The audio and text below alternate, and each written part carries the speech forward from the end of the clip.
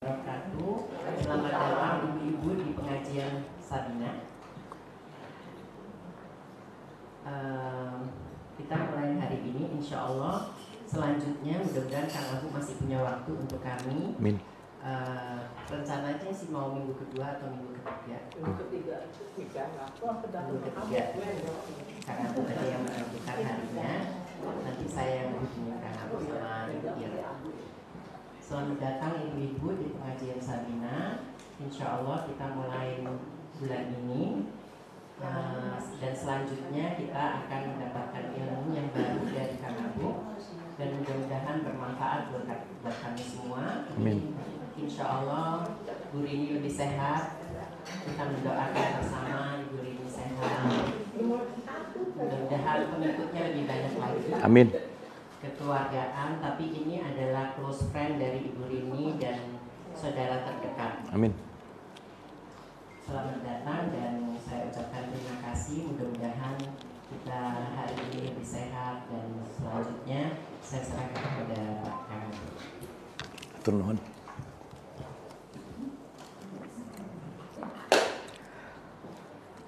A'udzubillahi minasyaitonirrajim. Bismillahirrahmanirrahim. Robbi a'udzubika min hamazati sayatin wa a'udzubika robbi ayahdurun. Robbi srohli sodri wa yassirli amri wahlul 'uqdatam min lisani yafqahu qauli. Assalamualaikum warahmatullahi wabarakatuh.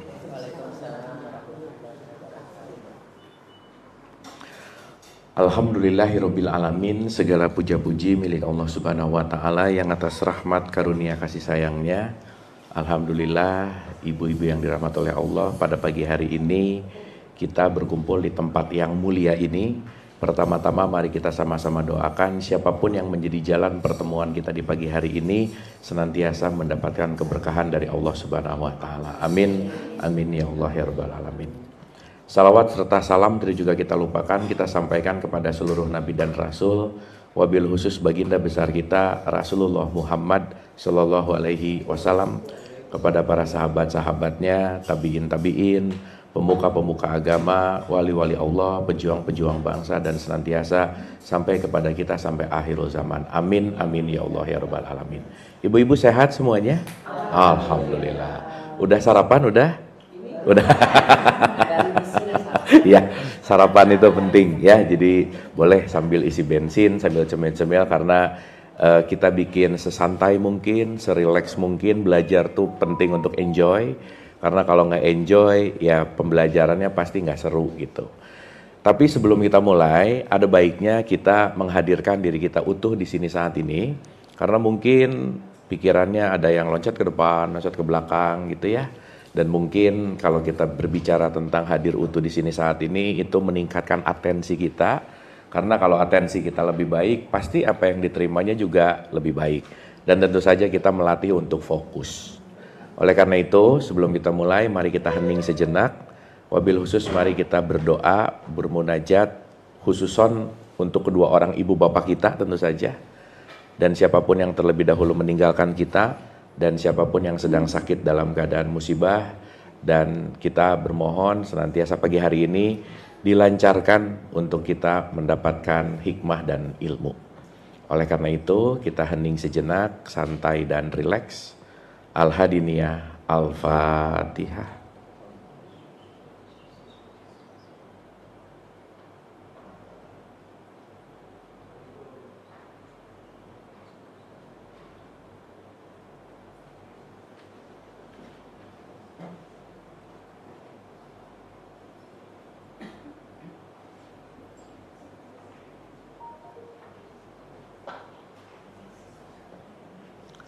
Amin, amin, amin ya Allah ya rabbal alamin. Terima kasih ibu-ibu, senantiasa kita sudah hadir utuh di sini saat ini untuk kita sama-sama belajar. Silahkan ibu menempati dulu. Ini kosong? Iya, sebelah sini boleh. Masih kosong. Silahkan.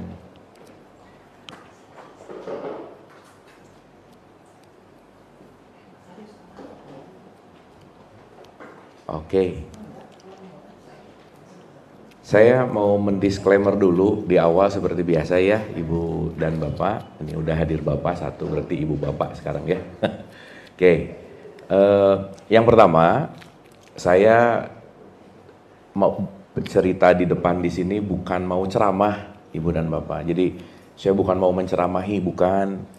Saya bukan berarti lebih pinter, lebih tahu, lebih ngerti, enggak juga. Apalagi saya mau menggurui gitu, enggak gitu ya. Jadi saya rasa spirit kita adalah belajar bersama, kita sahabat di perjalanan hidup, yang saya rasa sesama sahabat itu saling mengisi puzzle-puzzle gitu. Nah jadi ini bukan, sekali lagi ya, bukan ceramah gitu ya. Dan saya tidak berusaha untuk convincing anything gitu. Bukan untuk meyakinkan harus, enggak. Tetapi nanti kita akan mengerti semua petunjuk itu enggak pernah didapatkan di luar gitu sebetulnya. Yang di luar itu adalah jalan, yang di luar itu informasi. Tapi nanti kita mengerti bahwa semua hal apapun yang nanti akan diyakini tidak berbentuk dari faktor eksternal. Makanya Nabi Muhammad selalu mengatakan istafti kolbak gitu. Ikutilah nuranimu gitu. Karena nanti kunci utamanya ada di dalam nurani kita masing-masing. Nah, jadi Ibu dan Bapak sekali lagi, pembelajaran kita adalah pembelajaran yang santai, relax, tapi meaningful. Di mana meaningfulnya itu adalah lebih kepada kontemplasi gitu. Ibu dan Bapak, saya cerita sedikit ya untuk warming up dulu gitu ya. Saya tuh 13 tahun keliling-keliling sampai saat ini. Dan itu mostly saya melakukan research gitu. Dari pedalaman yang paling dalam sampai yang paling hingar-bingar lah ya dalam tanda petik. Dan itu similarity-nya adalah begini.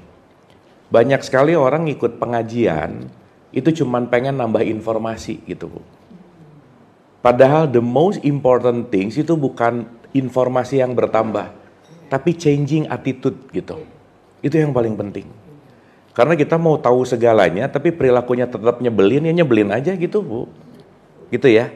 Kita mau tahu segalanya, tapi jadi orang pelit, ya pelit aja gitu. Nah, justru kenapa pentingnya kita berkontemplasi terhadap apa yang kita ketahui gitu. Karena pada akhirnya bukan seberapa banyak kita tahu, tapi seberapa banyak kita berubah.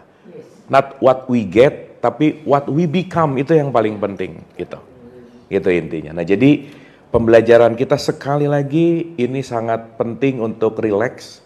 Yang kedua, kita benar-benar open minded dan kita benar-benar open heart gitu. Karena orang yang susah berubah adalah orang yang tidak membuka pikirannya gitu. Dan maaf sekali ya, karena ini basic nature biological gitu. Memang semakin kita diberi waktu untuk hidup, semakin kita berumur, itu tingkat karakter dalam konteks itu memang menguat gitu. Makanya kalau nggak dilatih untuk fleksibel, itu susah gitu. Makanya kita sama-sama belajar untuk mempelajari apapun yang penting kita sadari. Karena sekali lagi, poin dari pemahaman dan pembelajaran kita adalah changing attitude. Setuju Bu? Pak? Itu ya, poin pentingnya ada di situ gitu. Oke, nah saya ada dua opsi Ibu dan Bapak. Opsi pertama, saya biasa menyediakan silabus gitu. Jadi dari A sampai silabus. Silabus itu kurikulum pembelajaran. Itu dari A basic nanti masuk ke tengah. Kan ini kita awal ya, kita perdana gitu. Jadi nanti dari basic sekali, nanti ke intermediate, nanti kita masuk ke advance gitu. Itu yang sudah saya racik selama 13 tahun ini, modulasinya udah bongkar pasang dan sekarang latest update gitu kira-kira. Itu yang pertama. Yang kedua, jadi semuanya ada pro and con, semuanya ada baik atau ada kurang, ya semua begitu ya. Kalau ngikutin basic, intermediate, advance, ini long journey yang benar-benar kita kalau ketinggalan satu, for the next pasti nggak ngerti gitulah kira-kira. Nah, yang kedua, kita bisa berbicara based on question. Kita bisa berbicara berdasarkan dari real case. Kita bisa berbicara berdasarkan dari pertanyaan-pertanyaan yang ada gitu. Nah, kalau melalui kurikulum, itu memang mungkin Ibu dan Bapak lagi mempertanyakan D gitu. Tapi kalau di kurikulum kita harus bahas dari A-nya dulu. Jadi kita harus turun dulu ke kelas TK gitu Bu, Pak. Itu pro and cons-nya. Tapi kalau misalnya kita mau langsung direct to the case, itu langsung menjawab pertanyaan, cuman ada part-part yang mungkin harus dijelasin agak panjang, kita akan skip gitu kira-kira. Nah, saya sangat mengikuti karena based on need gitu ya. Karena ini benar-benar yang terpenting adalah kita punya kenyamanan dan hasil pembelajarannya sangat bermakna gitulah kira-kira. Kira-kira Ibu dan Bapak mau ikut jalur kurikulum atau mau mengikuti based on question dan needs untuk kekinian atau sekarang? Mau yang mana?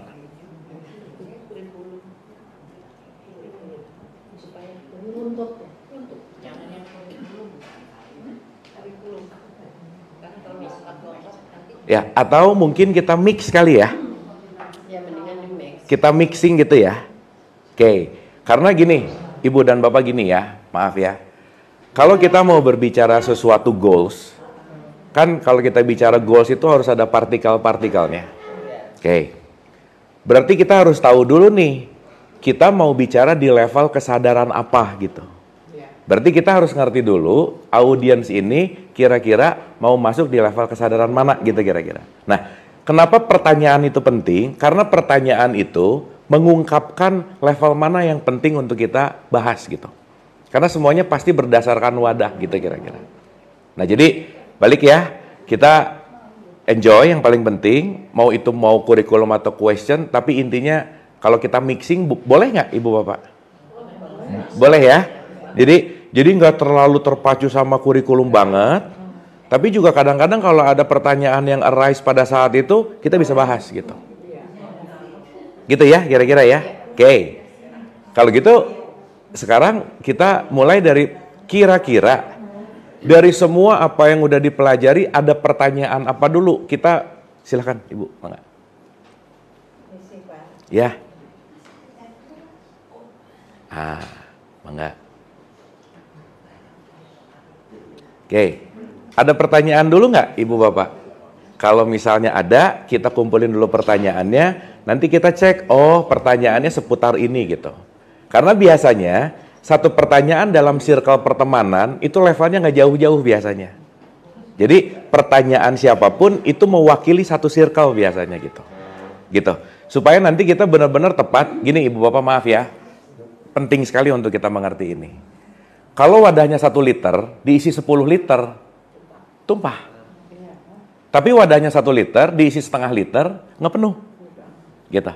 Makanya, kenapa Quran selalu mengatakan, sampaikanlah kepada yang berhak, gitu. Anak TK dikasih kalkulus, pusing Bu, gitu. Gitu ya, kira-kira. Nah, maka saya rasa kita penting sekali untuk mengkalibrasi dulu, supaya nanti berjalannya tuh bisa smooth, gitu. Karena nanti kita akan membahas hal-hal yang gitu ya. Maksudnya kita akan berbicara beyond. Kita akan berbicara much more deep gitu. Nah, kalau nggak biasa bicara beyond dan deep, itu biasanya nanti nggak menjadi kontemplasi gitu. Itu yang paling penting. Oke? Mangga Ibu. Assalamualaikum warahmatullahi wabarakatuh. Waalaikumsalam. Terima kasih karena telah diundang ke pertemuan ini, Mbak Tini, Pak pertanyaannya sangat umum dan dasar, tetapi menjadi pertanyaan kita semua. Ya. Apakah kita sudah memenuhi misi jiwa kita seperti yang dititahkan oleh Allah? Oke. Wah, ini pertanyaan dahsyat ya. Kita udah sesuai misi jiwa kita nggak gitu ya kira-kira. Oke, itu satu. Ada lagi? Oke ya. Kita sambil bergulir boleh ya? Sip ya. Ibu dan Bapak, di tengah-tengah any questioning, ada yang nggak ngerti di part begitu saya baru ngomong 5 menit, kita bahas. Gitu ya. Karena basic structure di awal, saya biasanya kalibrasi dulu gitu. Karena gini Ibu Bapak, saya sedikit cerita pengalaman boleh ya? Oke, saya datang ke satu pengajian. Masuk ke pengajian, tiba-tiba ada pertanyaan yang basic, advance banget gitu. Loncat nih ke advance. Nah ternyata majority-nya, yang basicnya, basic line-nya, itu nggak terlalu ngerti gitu. Akhirnya jadi korslet gitu Bu, Pak. Ini ngomong apa sih gitu. Nah, dan Ibu Bapak sorry tuh, saya entah kenapa ya, mungkin ini salah satu bagian dari subculture, kita tuh susah nanya gitu loh Bu, Pak. untuk bertanya jujur tuh susah gitu. Makanya kadang-kadang kalau saya nanya, ada pertanyaan nggak? Diam. Ngerti? Diam juga. Nggak ngerti? Diam juga. Bingung gitu. Ini ngerti nggak sih gitu? Nah, nah, Very personal and very private. mungkin. Cuman penting sekali untuk kita mengadakan dialektika supaya kita benar-benar on the path dalam frekuensi yang tepat, pembelajaran yang tepat, supaya kita tumbuh bersama gitu loh, Bu, Pak. Sip ya? Oke ya? Oke. Kalau gitu saya pasti banyak nanya nih, Bu, Pak. Pasti banyak nanya. Kenapa? Karena pertanyaan-pertanyaan ini akan menggugah. Ibu Bapak maaf ya. Salah satu sifat manusia yang paling berbahaya itu sombong. Oke? Kalau nggak ditanya, bisa sombong. Kenapa coba? Begitu ada pertanyaan, nanti banyak yang disadari, ternyata saya nggak tahu ini ya. Ternyata saya nggak tahu ini ya. Tingkat sombongnya at least turun, gitu Bu. Jadi lumayan ngerti bahwa, oh ternyata saya nggak tahu ini ya, gitu. Makanya kalau cuma cerita, si kesombongannya disimpan. Makanya kadang-kadang kalau di pengajian masuk telinga kanan, keluar telinga, nggak ke kanan lagi, bucit mental, gitu. Belum sempat berhenti udah mental. Ngelihat orang yang ngomongnya aja udah males, kayaknya salah banget deh. Itu loh Bu, Pak. Padahal kalau Imam Ali selalu mengatakan undur makola wala tandur makola. Jangan lihat siapa yang ngomong, tapi lihat apa yang diomongin. Itu much more important. Gitu kira-kira. Sip ya? Karena kan ini small circle. Small circle tuh sebenarnya lebih enak banget Bu, Pak. Sejujurnya kalau mau ngaji small circle, yang lebih sedikit itu lebih intimate, itu lebih mantap sebenarnya. Dan kalau satu circle, biasanya kejujurannya udah keluar. Kenapa? Udah pada kenal kok gitu loh Bu, Pak. Jadi nggak jaim gitu kira-kira. Gitu. Sip ya? Clear ya? Jadi kita dilarang jaim, setuju ya? Dah, kan mau belajar. Oke. Ini very profound question. Sangat dalam banget ketika bicara, apakah diriku sudah mengikuti misi jiwanya Tuhan, Allah gitu. Gitu ya kira-kira. Pertanyaannya, gimana kita mau tahu udah ngikutin misi jiwanya, kalau kita nggak tahu mana jiwa, mana Allah gitu. Ibu Bapak maaf ya, ini saya mau cerita tentang apa yang saya teliti. Maaf banget nih. Kebanyakan orang ngomong Allahu Akbar, bersyahadat, itu basa-basi, Bu. Kenapa basa-basi? Dia cuma ngomong, tapi nggak memahami apa yang diucapkan gitu. Sehingga kadang-kadang ini menjadi sebuah simbol, menjadi sebuah kebiasaan, tapi tidak memiliki deep meaning gitu. So that's why sorry to say, sholat-sholat, korupsi-korupsi. Sholat-sholat, ngomongin orang tetap ngomongin orang. Betul nggak Bu, Pak? Maka itulah kenapa semangat belajar kita bukan informasinya yang penting, tapi changing the attitude. That's the most profound. Oke? Sip ya? Oke. Ibu Bapak saya akan mencoba sepelan mungkin, sesimpel mungkin, tapi ada something yang tidak dimengerti, just asking. Setuju? Sip ya? Oke. Ibu? Boleh. Kalau something private pakai WA boleh. Tapi ini yang berkaitan sama di sini gitu. Jangan ragu. Karena saya akan menjawab, kalau saya tahu saya jawab, saya nggak tahu saya jawab, nggak tahu aja gitu Bu, Pak. Udah gitu aja. Gitu ya. Silakan Ibu. Tapi Abu bilang kan bagaimana orang belum mengerti usaha tentang ini, tapi dia masih ngomongin orang juga. Iya. Ya. Apakah itu dibilang belum mengerti atau belum? Nah, saya nggak tahu. Iya. Abu bilang walaupun dia mengerti tapi masih ngomongin orang. Betul. Apakah itu ada sifat dari Orang gitu. Ya. Ya. Oke, ini bagus Bu. Ibu Bapak maaf ya. Mengerti belum tentu sadar. Ya, jadi tahapannya gini. Oke, kita mulai ya. Sip ya. Oke. Pokoknya ibu-ibu nggak boleh serius ya, nggak boleh nih. Ini serius banget kayak kuliah gitu, nggak boleh. Santai aja ya. Oke. Ini kan preambul. Perdana. Bismillah ya. Oke. Satu ya. Rumus ini akan selalu kita pakai kemana-mana. Selalu kita pakai. Jadi setelah 13 tahun saya research, saya dalam tanda petik menemukan 4 tipikal manusia, Bu. Tipikal, tipe. Tipikal manusia, types, yes. Oke. Ya. Yang pertama, anyway, Ibu dan Bapak, ini sengaja saya rekam supaya nanti abis ini bisa ditonton ulang. Jadi nggak lupa. Jadi nggak ada alasan nanti kalau saya nanya lagi lupa gitu, nggak ada alasan ya. Ya, oke. Karena kenapa? Repeatable is the key. Kalau nggak diulang-ulang, udah aja. Sip ya, karena kita ini nanti kita akan ngerti. Jadi Ibu Bapak, saya akan jump to the conclusion dulu ya, supaya kayak film dari belakang nanti kita ke depan. Problem utama semua manusia adalah tidak terlalu banyak mengenal dirinya.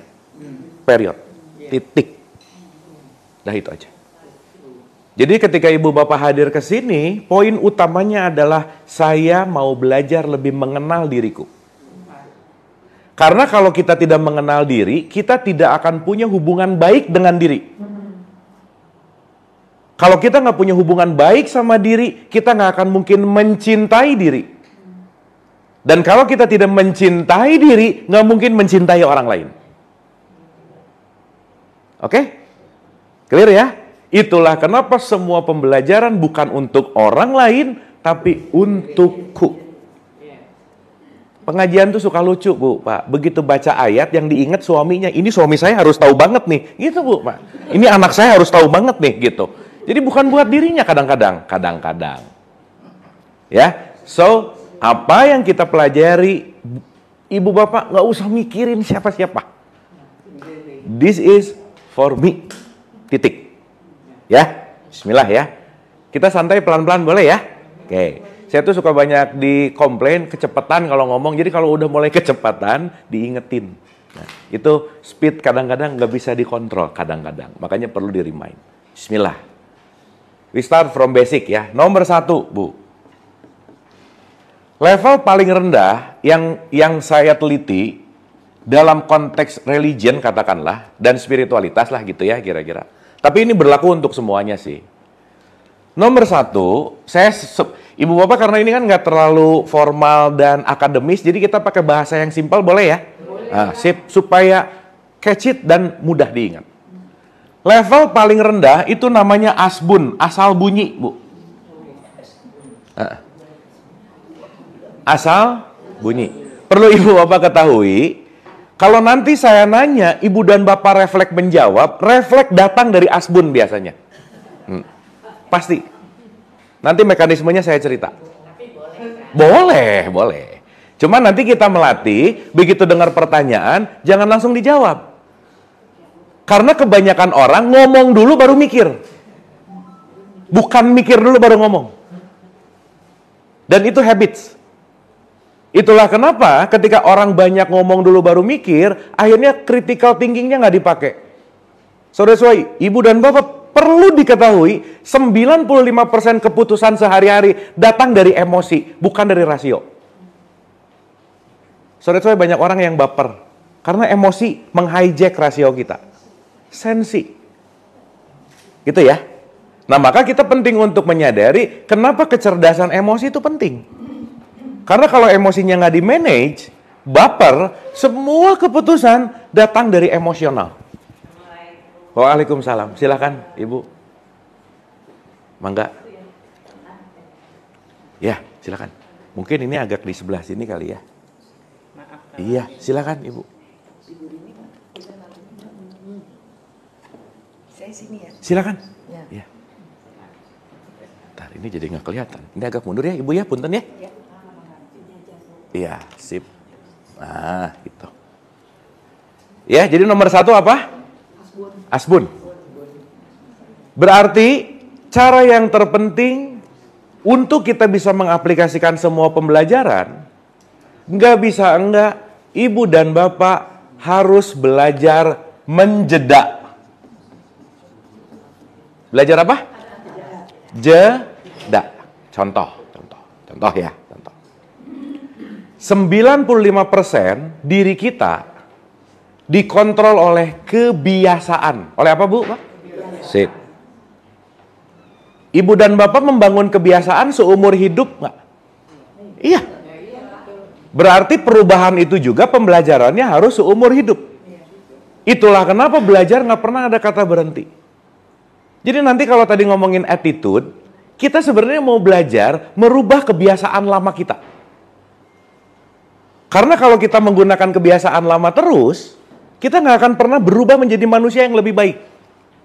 Contoh. Iya. Iya. Yes. Betul. Contoh. Ibu dan bapak kira-kira tipikal orang yang suka marah atau sering marah yang mana? Oh, jangan.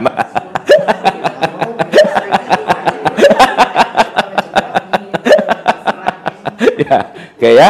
Mau suka, mau sering, ya udah. Tapi pasti ada marahnya, betul nggak? Sip. Sekarang saya tanya. Oh, sering. Oh, doyan. Ini ada doyan nih menarik. Oke. Pertanyaan. Kenapa ibu dan bapak bisa marah?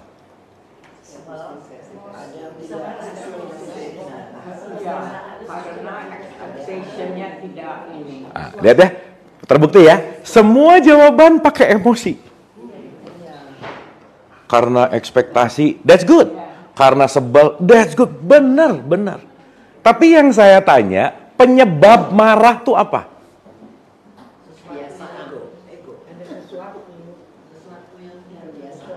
Oke, gini.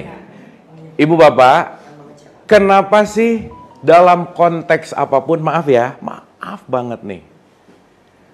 Semua para nabi dan rasul mendapatkan wahyu. Itu nggak ada tes IQ dulu, Bu, Pak. Nanti kita cerita ya. Tapi bukan berarti IQ-nya nggak bagus, bukan.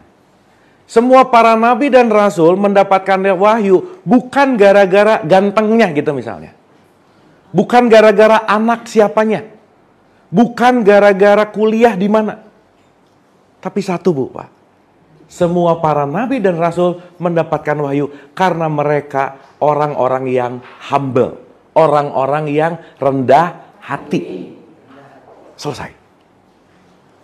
Jadi mau sehebat apapun kita, sekaya apapun kita, setinggi apapun jabatannya, tidak humble, itu nggak mungkin mengikuti visi jiwa kita. Nggak mungkin. Nggak mungkin dapat wahyu. Sip ya? Clear ya? Nah, sekarang saya tanya. Salah satu penyebab kita tidak humble adalah marah. Nah, berarti saya harus ngerti mekanisme marah itu gimana sih? Karena kalau kita nggak ngerti mekanisme marah diulang-ulang, kesal diulang-ulang, benci diulang-ulang, nanti puncak paling bahaya kalau udah masuk dengki, wah udah bahaya. Top level stadium 4 berbahayanya namanya dendam. Ibu bapak kalau udah ada di level dendam, Bu, itu kalau ngomongin terapi panjang aja. Jadi sebelum masuk level dendam, cepat-cepat disadari gitu maksud saya. Nah, sampai sini oke? Oke? Sip. Ini pelan-pelan nanti akan menjawab pertanyaan ini ya. Pelan-pelan, santai, rileks. Oke, silakan Ibu. Oke.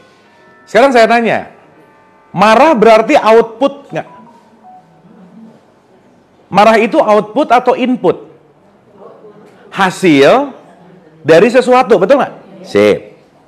Berarti kalau saya pakai sama dengan, apapun itu membuat kita marah,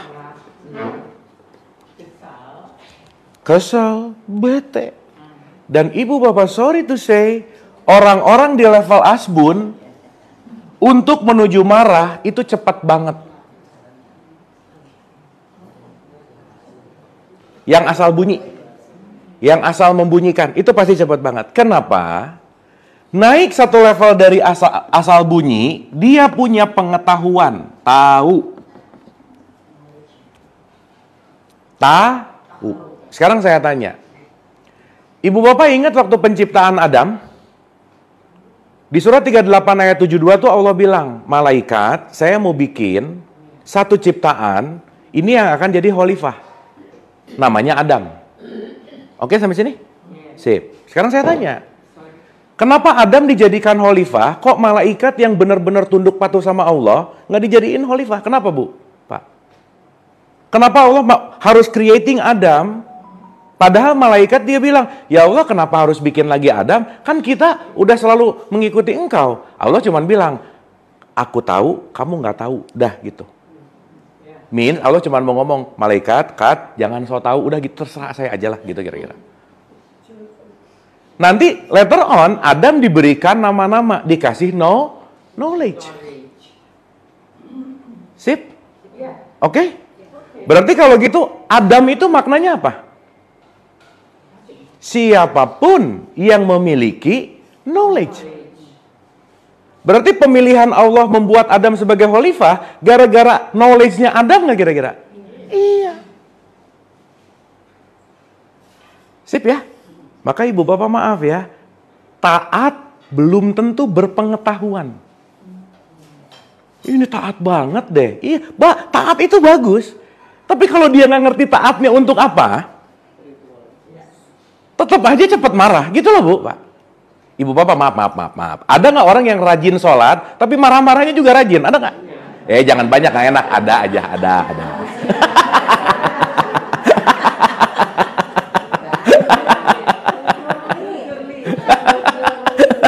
Ya, maksud saya, kita kadang-kadang melihat orang ini soleh dan soleha dari ketaatannya gitu loh Bu, Pak. Ini orang taat banget deh ke masjid. Kita nggak tahu orang ke masjid maling sendal. Bisa nggak Bu, Pak? Bisa. Betul nggak Bu, Pak? So itulah kenapa taat belum tentu berpengetahuan. Itulah kenapa Allah bikin Adam. Karena malaikat itu taat. Tapi Adam punya pengetahuan. So the knowledge is power. Maka Nabi Muhammad tuh diulang-ulang. Belajar itu dari buayan sampai liang lahat. Tidak ada hari tanpa belajar. Setiap jam adalah jam pelajaran, setiap tempat adalah tempat belajar. Siapapun Bu, Pak, itu pasti guru kehidupan kita. Kalau ibu bapak udah mulai ngelihat siapapun yang datang ke kita adalah guru kehidupan, concern kita adalah message dari dia untuk aku apa ya, bukan benci sama orangnya. Betul nggak? Makanya kalau ibu bapak hari ini ketemu orang nyebelin, pasti tadi malam habis berdoa, ya Allah jadikan aku orang yang sabar. Betul nggak? Iya. Maka ketemu orang nyebelin. Sampai sini oke? Sampai sini oke? Ibu bapak, maaf saya ulang-ulang ya, ini kita ngomong fakta nih. Maaf ya. Masyarakat religius di Indonesia, yang asbunnya itu kurang lebih 90% Bu, Pak. 99. Ya 90 lah nggak apa-apa.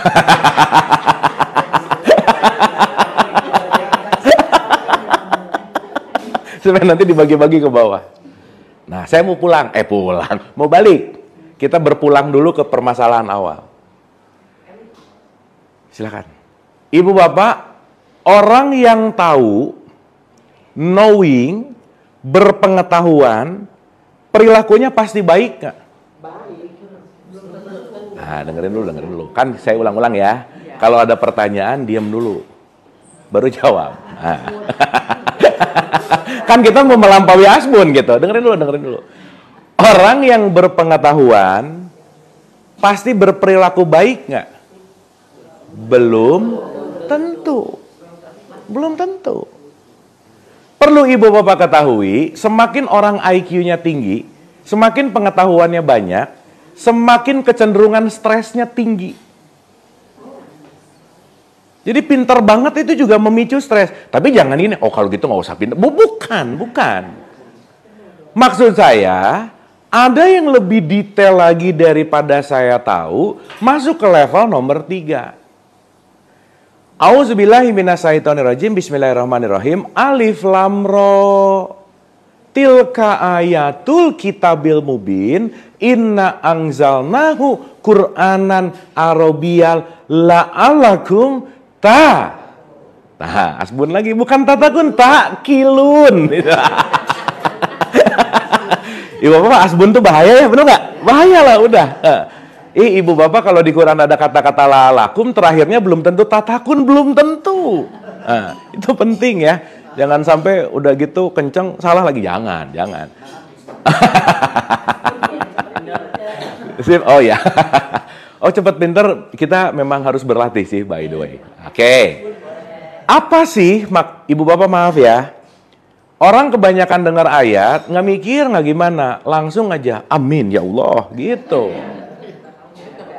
Ini berdasarkan fakta bu, Pak.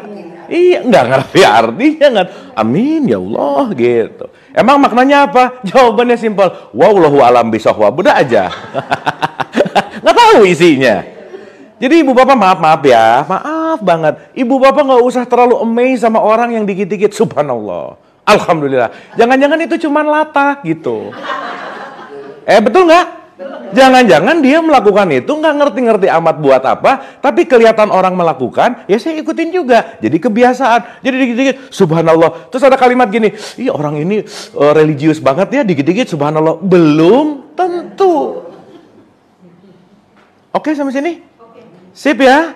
Maka level nomor 3, kalau kita berbicara basic structure Quran ya, Nabi Muhammad nomor 1 disuruh apa bu, Pak? Iqra. Jadi level Quran itu nomor 1 baca. Makanya bacalah Quran dan dirikanlah sholat. Betul nggak? Berarti kalau ada perintah baca dan dirikanlah sholat, yang disuruh salah satu atau dua-duanya? Dua-duanya. Bacalah Quran dan dirikanlah sholat. Ini Allah pengen kita ngejalanin yang mana? Tapi saya mau nanya, kalau ibu bapak ketinggalan sholat apa rasanya? Tapi kalau sehari nggak baca Quran apa rasanya? Jangan-jangan kalau nggak baca Quran santai aja. Padahal baca dan sholat dijadikan satu kesatuan. Jadikanlah itu sebagai daily basis kebiasaan kita. Missing, betul. Pertanyaan, gimana mau sholat kalau bacaannya nggak tahu? Ibu bapak maaf ya, orang tua sekarang punya problem nih ya, kita bicara nih. Nyuruh ke anaknya gini, pertanyaannya similar, sama. Nanya gini, nah udah sholat belum? Anaknya jawab, udah mah, udah. Diulang-ulang.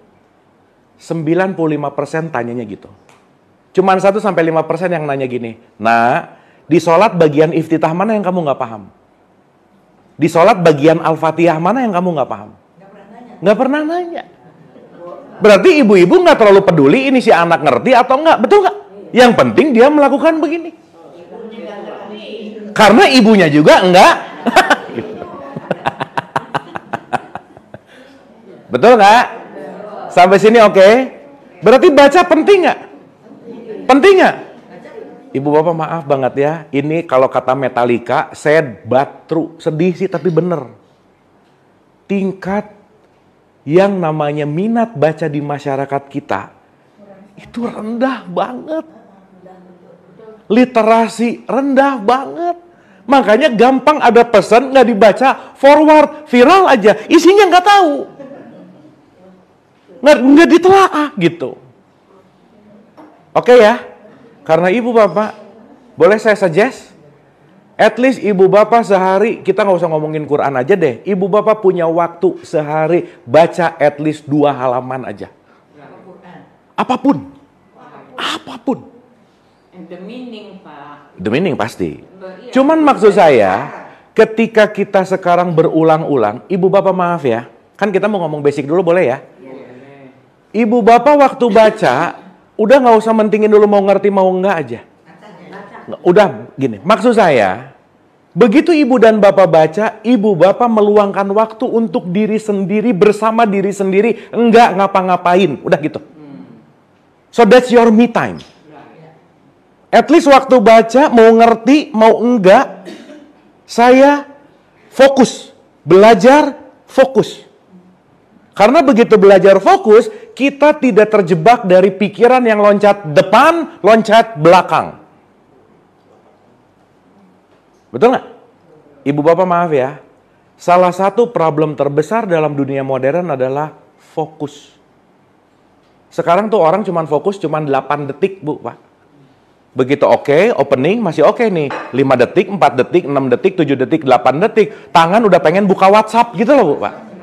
Udah pengen lihat Instagram. Distraksi nggak? Distraksi. Orang kita sekarang bareng di sini aja belum tentu 100% ada di sini kok. Ngelihat, paham, ingat jemuran, misalkan. Masuk lagi, ingat masakan. Masuk lagi, ingat harus ada janjian nanti di PIM. Masuk lagi, ingat.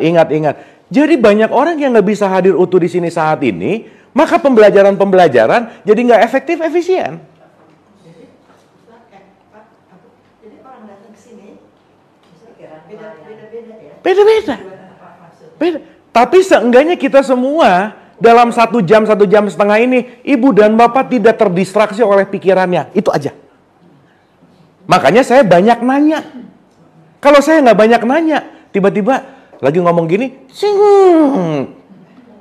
muter. Baru balik lagi. Begitu nih saya tanya, tadi mau ngomong apa ya? Gitu, Bu, Pak. Liar pikirannya. Liar. Oke? Sedikit ya. Ibu bapak penting untuk mengetahui nature of mind. Pikiran kita. Kita semua manusia. Ibu bapak selama 60 menit punya 3.000 pikiran. Berapa ribu? 75%-nya negative thinking. Coba direnungin aja. 95%-nya pengulangan. Mikir yang kemarin, minggu lalu, tahun lalu. 95%. Dan yang akan datang. Sehingga kalau kita terjebak dengan ini, nggak akan ada growth. So, changing self start with changing mind. Karena kalau nggak ngerubah paradigma pikiran, nggak akan ada perubahan yang baru. Makanya Einstein tuh bilang gini, Bu, Pak. Insanity itu gila. Orang gila itu pengen hasilnya beda, tapi mikirnya gitu-gitu mulu, gitu, Bu, Pak. Kan nggak mungkin. Sampai sini oke? Sampai sini oke? Jadi nomor 1, Qurannya diapain? Baca.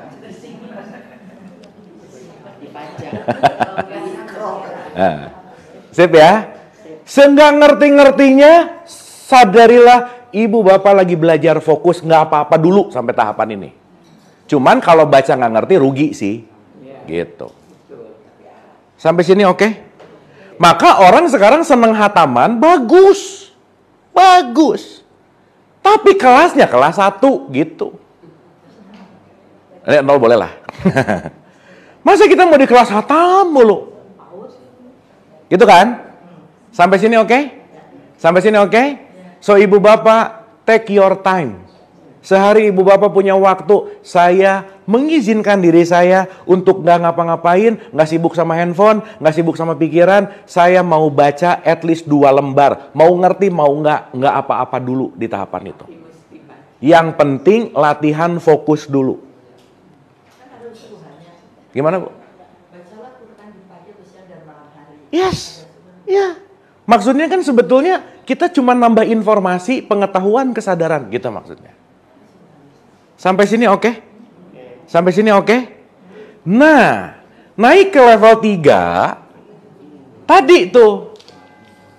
Bukan hanya tahu tapi paham. Ngerti. Ibu bapak maaf ya, sering dengar kata tadarus nggak? Sering? Saya mau nanya, maaf ya. Ibu bapak kalau dengar kata tadarus, apa sih yang ada di benak pikiran ibu bapak? Baca cepet-cepet hatam gitu ya kira-kira. Tadarus itu artinya mempelajari. Bukan baca. Maka di Quran di surat 3 ayat 79, wa bima kuntum tadrusun, agar kamu mempelajari. Jadi tadrusun tuh bukan alif lam mim zalikal kitab la raiba fihi, bukan. Tapi naik satu level dari baca, yaitu mempelajari. Saya mau nanya, ibu bapak maaf ya. Membaca diperintahkan nggak? Sip. Ada di Quran nggak disuruh baca? Mempelajari diperintahkan nggak? Di Quran ada nggak disuruh pelajari? Ada dong yang tadi, wa bima kuntum tadrusun. Agar kamu mempelah. Jadi baca dan pelajari yang disuruh sama Allah yang mana? Tapi sekarang yang paling sering yang mana? Nah, gitu masalahnya. Enggak ngerasa kalau kita disuruh belajar. Ibu bapak maaf ya, maaf banget. Sholat wajib nggak? Jelas, udah, no question. Tapi saya mau nanya, belajar wajib juga nggak? Iya dong. Jadi gimana ceritanya? Kesadaran kita sama sholat dan kesadaran kita sama belajar, dua-duanya disadari untuk saya bisa melakukan. Orang hari ini ketinggalan sholat, sakit hati, nggak enak, dan seterusnya. Tapi kalau nggak belajar sehari, biasa aja. Padahal belajar juga bagian dari kewajiban nggak kira-kira? Dan perlu ibu bapak ketahui, wajib itu artinya bukan harus. Perlu. Jadi kalau dikatakan wajib sholat berarti apa? Perlu sholat. Betul nggak? Kalau saya perlu, saya melakukannya akan dengan senang hati nggak? Duh nggak enak tenggorokan, saya perlu minum. Betul nggak? Bukan harus minum, bukan. Perlu. Sesaat ibu dan bapak merubah kata wajib dari harus ke perlu, ibu bapak akan lebih berdamai sama sholatnya. Ibu bapak akan lebih berdamai dengan semua ibadah. Kenapa? Kebanyakan orang hari ini ngerjain ibadah karena terpaksa. Tapi kan itu, Abu ada berbeda itu kan karena kita disuruh kan. Tuh. Kalau kita nggak disuruh tuh wajib. Betul. Kita lakuin itu semua. Betul. Itu kan untuk di level TK. Kan ibu bapak udah nggak di level TK sekarang. Masa disuruh terus? S3. Hah. Sip. Betul. Jadi disuruh penting nggak? Penting. Tapi jangan terus merasa disuruh. Gitu loh. Wajib itu perlu. Anak TK, ya. Kalau kata Pak memakai kata wajib, sementara wajib itu ada sunnah, ada wajib itu kalau dilanggar berdosa. Iya. Dalam arti kata kita tidak belajar, kita juga jadi berdosa. Iya. Begitu. Iya, Bu. Kan dosa itu penyesalan artinya. Kalau kita nggak banyak belajar, akan banyak penyesalan nggak kira-kira? Pasti. Esensinya ada di situ. Cuman maaf ya, mungkin hari ini nggak sholat ngerasa berdosa. Karena kebiasaan diulang-ulang, betul nggak? Tapi nggak belajar nggak ngerasa dosa tuh. Nggak sedekah nggak ngerasa dosa tuh. Nggak memaafkan nggak ngerasa dosa tuh. Padahal pelit berdosa nggak? Loh, gimana nggak berdosa orang pelit sifatnya setan? Betul nggak? Tapi orang sekarang pelit, dia ngerasa I am okay. Yang penting sholat. Betul nggak? Padahal sholat itu jembatan menuju takwa. Salah satu sifat takwa adalah enggak pelit. Berarti kalau ada orang sholat tapi pelit, berarti dia belum masuk ke level nomor 4 yang namanya sadar. Nah, jadi masih mabuk. Yang kedua tahu. Asik ya, nah ini asik Bu, Pak. Gitu ya, kita asik nih. Supaya kita benar-benar berdialektika gitu. Kita sepakatnya nggak usah buru-buru ngeberesin materi gitu ya Ibu Bapak ya. Tapi at least catch it something gitu. Oh ternyata, jadi Ibu Bapak pulang dari sini banyak O aja udah. Dah. Karena kalau Ibu Bapak udah O, selesai. Karena vokal yang terbaik dalam hidup itu cuma vokal yang terakhir. A, I, U, E. Jadi kalau ibu bapak masih banyak nggak oke. Ih, nggak oke. Nggak oke. Ngebully, nggak oke. Tapi kalau ibu bapak udah, itu baru oke. Sip ya. Jadi kita akan mendapatkan Kalau udah pasti there is something new inside. Udah pasti. Ada sesuatu yang tumbuh di dalam ibu dan bapak. Kenapa? Simbol ketika kita mendapatkan enlightenment.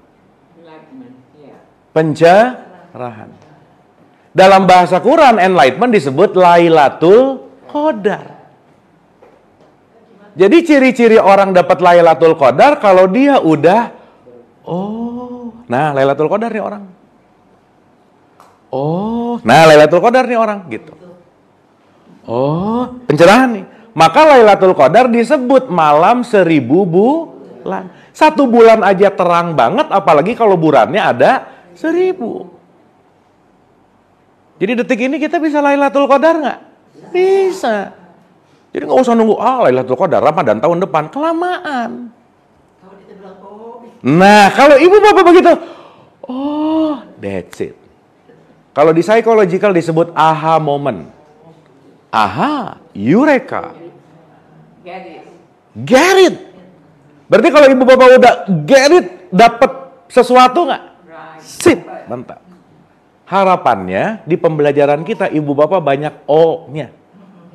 Saya nanya, gimana mau dapat O kalau tubuhnya di sini, pikirannya di PIM? Nggak bisa. Duh, nanti belanja, nanti nggak bisa. Karena O utuh. Diri di sini, pikiran di sini, emosi di sini, energinya di sini. Baru dapat O. Fisik, mental, spirit, energi, frekuensi, vibrasi, semuanya right here, right now. Right here, right now dalam bahasa Quran disebut khusyuk. Maka sholatnya harus gitu. Ciri-ciri orang yang sholatnya kepaksa, ciri-ciri ya, Allahu Akbar, rakaat 2, rakaat 3, nah udah kepaksa aja. Pasti. Kepaksa aja.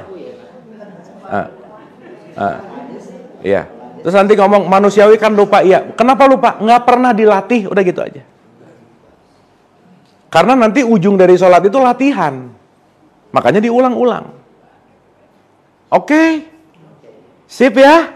Nah, saya balik ke pertanyaan awal. Jadi kenapa kita marah, Bu, Pak? Kenapa kita marah? Kan ini belum beres. Ini jauh amat itu tadi. Apa yang kita kehendaki itu tidak terjadi. Yes, itu sub-factor. Iya. The truth factornya cuma satu, Bu, Pak. Kemarahan datang karena ketidakmengertian. Ibu bapak nggak ngerti, maka jadi marah. Kalau ngerti, nggak akan marah. Ngelihat sesuatu nih, nggak ngerti, datang, pak. Bu, ini terjadi ke gini-gini. Begitu ngerti, oh iya, oke, nggak jadi. Betul nggak? Berarti kalau kita mengerti, kecenderungan marahnya besar atau tinggi? Kalau kita ngerti, besar atau tinggi? Kecil, nggak besar nggak tinggi, di bawah. Kadang-kadang hilang, Pak. Kadang-kadang nggak ada sama sekali. Karena we truly understand. Right. Maka ibu bapak paling enak hidup itu dimengerti. Iya. Enak banget. Tapi gimana mau dimengerti kalau kitanya nggak mau mengerti? Latihan. Kamu tuh ya. Nah. Sorry Bu Pak, sorry to say. Beda tipis, setipis-tipisnya antara mencintai dan melekat. Mencintai dan melekat. Love and attachment, itu beda tipis nih. Orang tuh banyak ngomong I love you, tapi melekat gitu. Kenapa? Karena tidak menggunakan yang namanya understanding. So, kalau kita renungin ibu bapak, semua masalah kita mau sama pasangan, sama anak, sama teman, ujungnya enggak ngerti. Kita punya praduga prasangka. Dia tuh ya gini.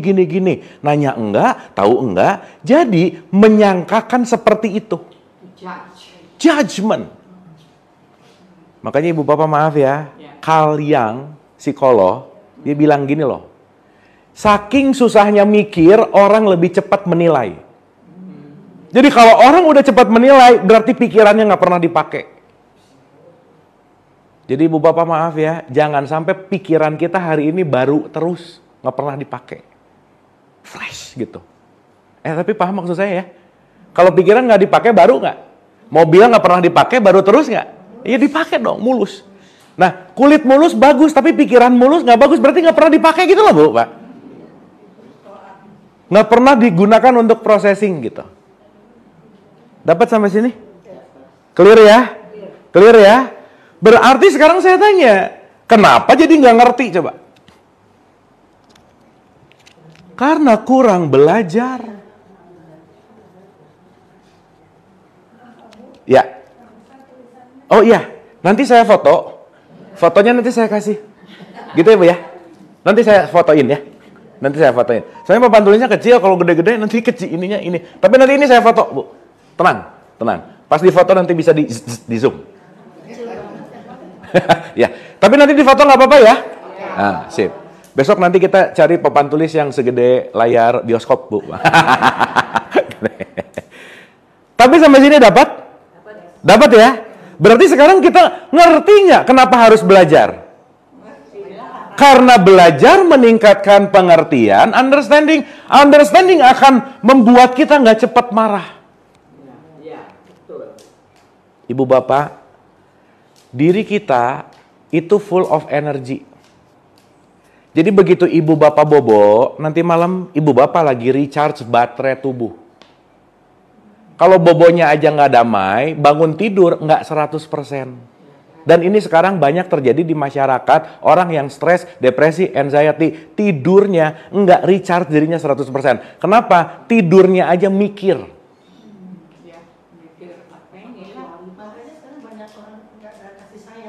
Betul. Makanya kalau ada ketidak homeostasis atau seimbang dalam tubuh kita, outputnya pasti insomnia salah satunya. Nah, apa yang mau saya ceritain? Waktu ibu bapak bangun, katakanlah 100% baterai, yang namanya baterai pasti turun nggak? Nah, naiknya lagi kalau bobo di charge lagi. Oke, anggap aja bangun. Ini sekarang kita lagi mengalami penurunan baterai nggak? Yes, saya mau bilang gini, ibu bapak dalam keseharian jaga baik-baik baterainya, jangan cepat ngedrop. Oke? Maksud saya, salah satu yang ngebuat drop baterai tubuh itu namanya adalah marah. Jadi waktu ibu dan bapak marah, nggak sadar baterainya drop. Tapi nggak sadar. Dan ibu bapak mau tahu yang paling bahaya bikin drop baterai tubuh? Membuat, itu mah Bu, Pak, dari baterai 90%, kalau mengalami ini bisa turun sampai 20% baterainya. Apa coba? Judgment. When you judge, drop your energy. Jadi maksud saya ibu bapak, tolong lihat diri kita, baterai diri kita kayak ngelihat uang. Jangan diinvestasikan di tempat yang rugi, gitu maksud saya. Ibu bapak kalau punya uang, mau invest, dicek dulu nggak perusahaan ini bagus enggaknya? Kira-kira kalau oke, mau invest nggak? Kalau enggak? Nah, sekarang kenapa terjadi jeda? Kira-kira ini nggak perlu marah, nggak usah lah, buat apa? Ngapain investasi di tempat marah? Betul nggak? Kira-kira ini ngebuat saya drop baterai, nggak usah lah, udah. Ngapain saya ngedropping investment, energi yang saya masukin di situ, saya jadi rugi gitu. Nah ini nggak disadari gitu loh Bu, Pak. Kenapa? Becomes habits. Ada apa? Marah dulu. Nggak sadar lobet. Dan ibu bapak perlu diketahui nih. Once baterai tubuh kita lobet, satu poin yang paling terkena impact-nya adalah nafas kita. Maka kalau orang marah nafasnya begitu nafasnya makin kencang, circumstances jantung oksigen ke otak drop. Otak kekurangan oksigen, dia mempunyai semua partikular pekerjaan otak drop. Maka ibu dan bapak marah 5 menit, sistem imun tubuh kita mati 6 jam. Karena sel darah putih tidak bekerja dengan baik. Kenapa? Karena tubuhnya nggak homeostasis. Jadi hebatnya dalam tradisi Islam kita disuruh sholat. Sholat itu intinya rebalancing your energy. Gitu loh Bu, Pak. Karena kita nggak ngerti bahwa sholat adalah rebalancing energy, dipikirnya karena wajib, harus, dengan harus surga, pahala, jadi nggak ada, gimana ya, understanding gitu. Bahwa, oke, kalau tadi ibu bilang, I need recharge myself. Dengan apa? Allahu Akbar, lagi diingetin, recharge sebentar, dari tadi mikir buruk mulu, kesel mulu, ambil air. Ambil tanah kalau nggak ada air. Sholat deh. Habis sholat, agak sedikit recharging nggak? Iya, selesai. Habis zuhur marah lagi nggak apa-apa sih. Nanti ada asar gitu. Habis asar malah lagi nggak apa-apa. Nanti ada maghrib. Betul nggak Bu, Pak? Sehingga kalau kita ngerti ini semua untuk aku menjadi lebih baik, nggak akan ada orang yang kepaksa sholat. Tapi pendidikan kita ngajarinnya apa? Kalau enggak, neraka. Kalau iya, pahala. Jadi kita diajarin dagang sama Tuhan gitu Bu, Pak. Diajarin bukan untuk melakukan berdasarkan kesadaran gitu kira-kira. Sampai sini oke? Sip. Ulang ya. Jadi kenapa kita marah? Nggak ngerti. Jadi kalau ibu bapak ketemu orang yang bikin nyebel, bikin marah, diem dulu. Ini pasti ada pengertianku yang kurang. Betul nggak? Jadi jangan benci sama orangnya. Pasti ada pengertianku yang kurang. Maka ibu bapak, kalau saya mau ngambil short, simple, bicara tentang orang yang semakin sadar. Salah satu tipikal orang yang semakin sadar, pasti punya sifat memaklumi. Maklum, ya namanya juga nggak ngerti, jadi ibu bapak nggak marah. Maklum, namanya juga nggak belajar, ya udah, maklum, dan seterusnya. Tapi di satu sisi juga harus waspada. Makanya arti takwa itu artinya waspada. Jadilah kamu orang yang bertakwa, jadilah kamu orang yang waspada. Allah, gitu. Sampai sini oke? Oke? Clear ya? Nah, sekarang kita balik. 1. Berarti Quran penting untuk dibaca dan juga penting untuk dipelajari. Dua-duanya perintah di Quran loh. Dan juga yang tadi ayatnya saya baca, habis kamu pelajari, kamu jadi paham. Berarti memahami Quran perintah bukan? Ibu bapak maaf ya, saya survei, ngomongin paham Quran, aduh aku nggak ada kapasitas untuk memahami, nggak apa-apa orang-orang yang belajar Quran aja deh yang paham, aku nggak usah. Gitu Bu, Pak. Seakan-akan Quran ini eksklusif hanya untuk orang yang sekolah di pesantren misalnya, yang di UIN misalnya. Enggak. Ibu bapak saya mau nanya, Quran itu pedoman untuk siapa?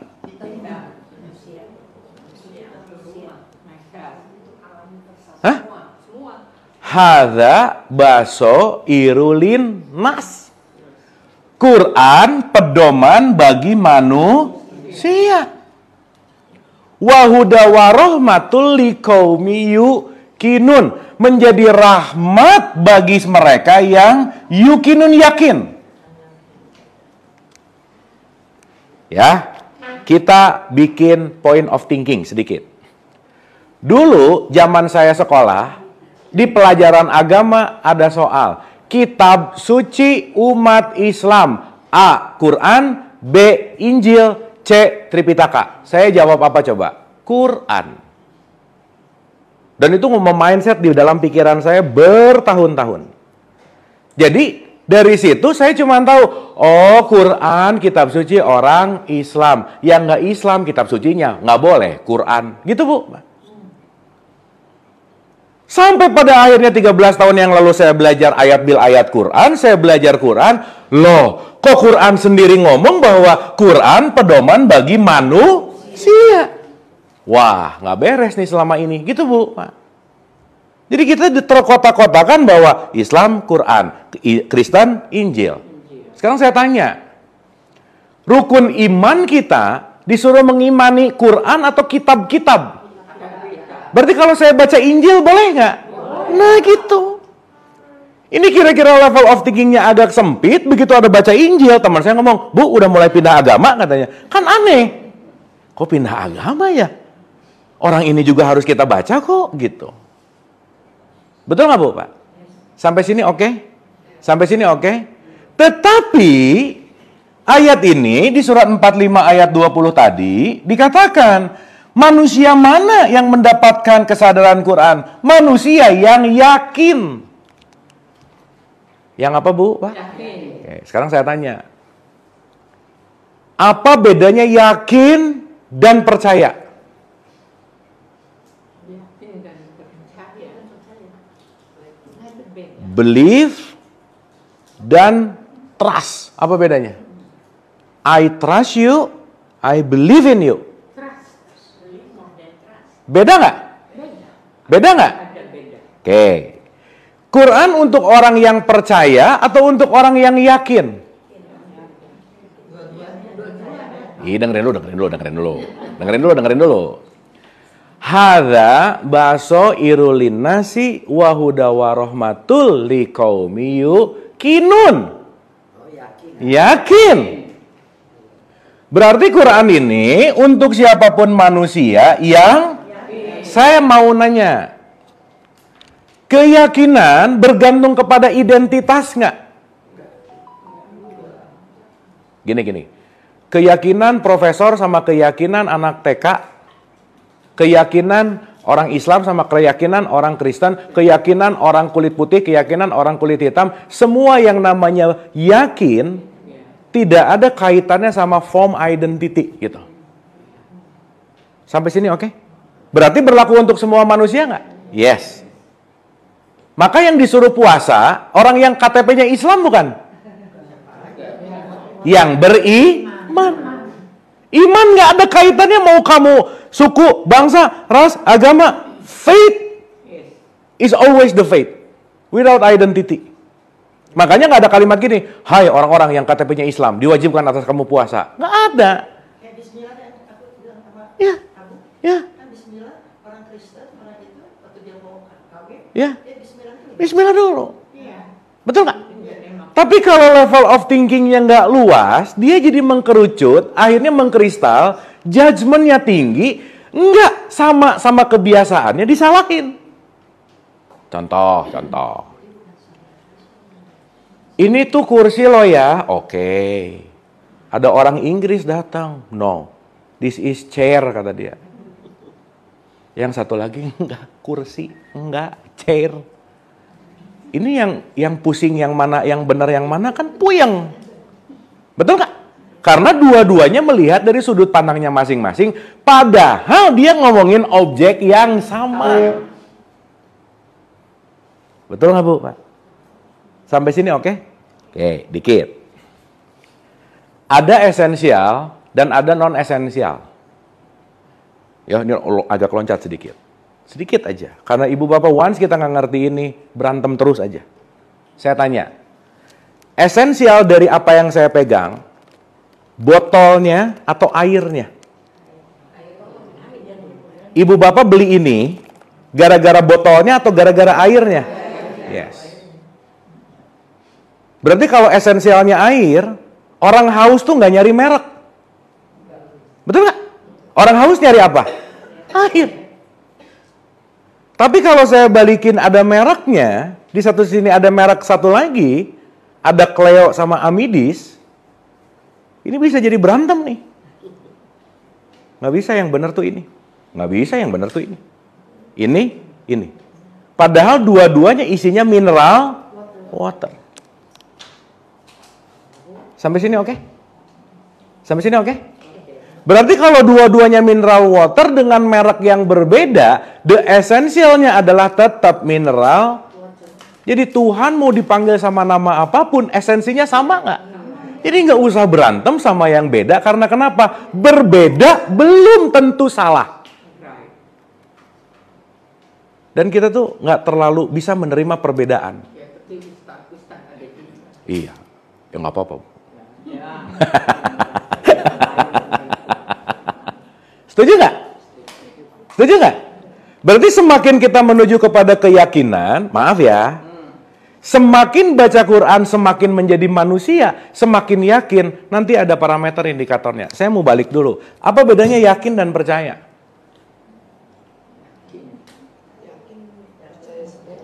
Nah, gini. Oh, nggak usah diangkat lah ya. Saya mau ngasih tahu ibu, bapak, kue ini enak banget. Nah, ya, dengan meyakinkan nih. Percaya nggak?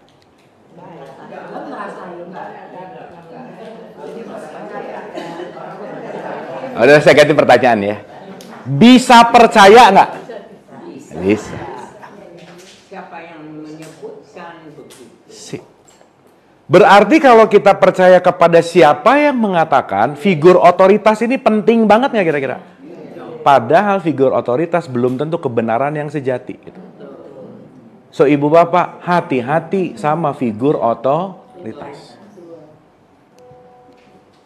So that's why kenapa kita dikasih akal, kenapa kita dikasih why, kenapa kita dikasih critical thinking, supaya nggak dia ngomong ikutin aja, gitu loh Bu. Yes, ma'am. Kalau begitu dua orang bersahabat misalnya, berbeda keyakinan agama, misalnya beda-beda satu, misalnya beda lagi sama kita, gitu. Saling mendoakan. Ya. Ini doain dia doain dia, bersahabat. Ya. Agamanya semuanya beda-beda. Ya. Jadi kan Tuhannya beda-beda. Ya. Silakan Ibu. Yang mana ini? Tiga ini. Tiga silakan. Mangga. Mangga. Udah tua masih Iya. bisa konsen. Silakan Ibu. Boleh ya kita sambil cemil-cemil. Oke loh. Lanjut Ibu punten. Ya, misalnya kita punya sahabat, gitu, ada teman dan sebagainya. Tapi berbeda keyakinan, ya berbeda keyakinan. Tapi kan kita saling mendoakan. Ini mendoakan ini, ini mendoakan. Kita aku saya, Tuhannya beda-beda. Ya. Makasih Bu. Nanti kita ke situ ya. Saya ulang dulu ya. Ulang dulu. Kalau yang namanya percaya ya, biasanya based on dari figur otoritas. Oke? Tetapi Quran nggak ngomongin kepercayaan. Quran berbicara yukinun. Sekarang saya tanya. Silakan. Iya, wah asik nih. Sponsor banyak. Oke, ulang ya, Bismillah nih. Let's start. Ini penting banget Bu, penting sepenting-pentingnya, supaya kita benar-benar keep fresh gitu. Contoh. Saya belum nyobain kue ini, maka saya nggak bisa bilang kue itu enak. Meskipun kue itu dibungkusnya ada paling enak nomor 2 sedunia misalnya. Nggak nomor 1, karena semua udah ngomong nomor 1 sekarang. Nomor 2 aja lah nggak apa-apa. Gitu. Oke sampai sini silakan Ibu. Silakan. Oke, ini mungkin di tengah sini ya, supaya gampang. Nah, ulang ya. Oke. Ibu dan Bapak, saya mau nanya. Kehidupan kita tuh di luar diri kita atau di dalam diri kita? All the experience, semua apapun yang kita rasakan, basically, essentially, di luar diri kita atau di dalam diri kita? Di dalam. Oke? Semua di dalam nih. Nggak ada yang di luar. Even ibu dan bapak ngelihat saya bukan ngelihat saya di luar diri ibu dan bapak. Tubuh fisiknya iya, tapi ibu bapak melihat saya di dalam dirinya masing-masing. Betul nggak? Yes. Berarti pertanyaannya ya, pelan-pelan. Kalau saya belum nyobain kue ini, saya tidak pernah punya otoritas mengatakan keyakinan kalau kue ini enak. Betul? Berarti kalau orang meyakini, mengalami dulu atau tidak mengalami dulu? Berarti kalau ngomongin Quran, yukinun dari manusia ke Quran, Quran bisa jadi petunjuk kalau dia setelah paham mengalami.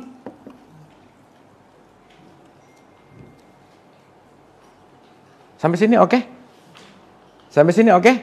Ulang ya, ulang. Pelan-pelan. Ibu bapak, banyak nggak orang hari ini beli sesuatu korban iklan? Nah, enak banget. Ngelihat, enak, orang banyak, kita dapat word of mouth, kita beli. Misal, kita membeli berdasarkan keyakinan atau kepercayaan? That's it. Hati-hati loh. So, ibu bapak, kita penting untuk hati-hati apa yang kita percaya. Karena kepercayaan ini akan menjadi sesuatu yang mengontrol diri kita. Punten ya, mohon maaf. Teroris pakai bom ngebunuh karena dia percaya tindakan itu menuju kepada Tuhan menurut kepercayaannya dia. Sip. Kalau saya pun percaya begitu, saya akan melakukan hal yang sama. Berarti urusannya di apa? Percaya. Sampai sini oke? Sampai sini oke? So itulah kenapa saya tadi ngomong, I'm not trying to convincing. Saya nggak mencoba untuk ibu dan bapak percaya. No. Even kalau bisa ibu bapak, jangan terlalu percaya apa omongan saya gitu. So you're just sharing, right? Karena sharing. Itulah indahnya taklim. Taklim itu berbagi pengalaman. Bukan menggurui, bukan lebih benar, apalagi mengharuskan. Nah kan di sistem kita nggak gitu Bu, Pak. Nah, kembali. Sampai sini oke, by the way? Oke ya? Agak ke dalam dikit ya, dikit aja. Once Quran mengatakan menggunakan kata yakin, ini Quran berbicara tentang keyakinanmu pada Quran ketika Quran sudah engkau alami. Disitulah kita baru bicara Shadaqallahul Azim.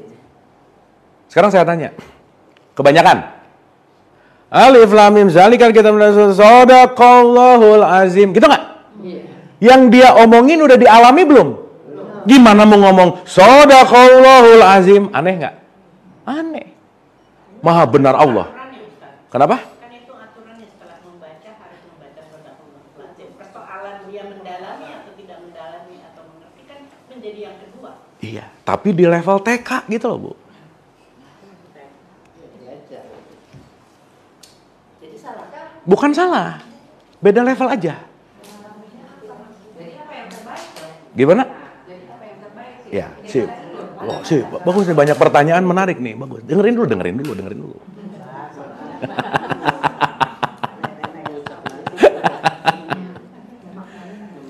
Selama ini kita disuruh kalau begini, habis gini, baca gini. Begitu nggak? Pertanyaan saya, pakai ngerti nggak? Ngikut. Salah? Enggak salah. Cuman kelas TK gitu aja. Sip ya.